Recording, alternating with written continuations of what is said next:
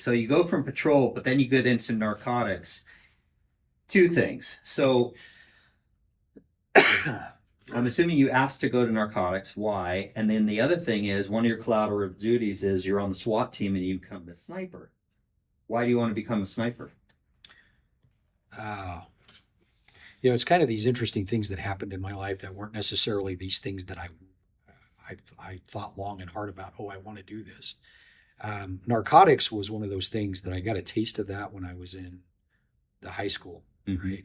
And that always interested me about what kind of work you could do there, and the fact that I felt like drugs were such a scourge on our society, and what could we do to begin to make a difference in that. And I felt like it was a good fight, right? We can overcome these things. Plus, now you're kind of directly involved in all those investigations. As a patrol cop, you get involved in them kind of on the ancillary duty side of that. Hey, sit here and watch this house. If anybody leaves, pull the cars over, right? That kind of Yeah. stuff.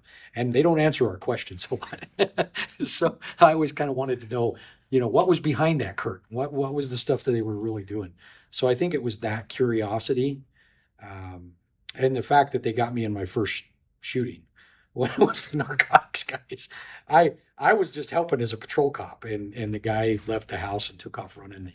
He was armed with a handgun, and we ended up shooting him, me and a city officer. And luckily, he survived, and everything went forward. But it was right after that had happened that I got selected to go into the narcotics group. Mm. And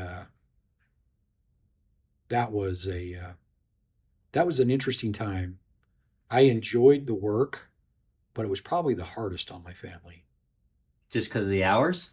Oh, the hours and the persona you adopt, right? So I think you have to be careful with narcotics work. I think we can lose ourselves in it.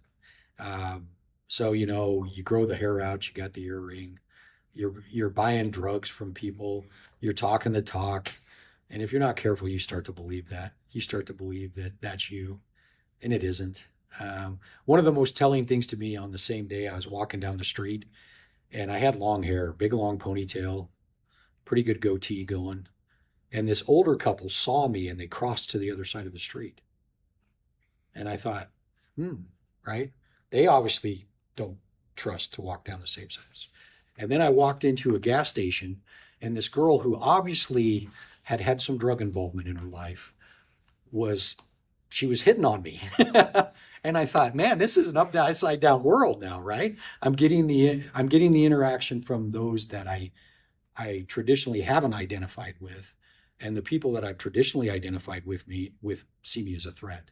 And I think that that was the first time in my life that I realized that I had adopted that persona enough that others saw it. And my wife had to put up with that. She had a long-haired hippie hanging out with her, and that's not really who she married. She was tolerant of it, but it was a real thing, and not to mention the hours, as far as the unpredictability of the hours, where I'm going to work today, but you may not see me for 2 days because something broke, or following a car, or whatever's going on. We're 2 states away. Hey, I'm in Las Vegas. Those kinds of things. When those happened, I don't think anybody realizes that until you're doing it. And that was the difficulty on the family. Plus, we're raising kids at the time.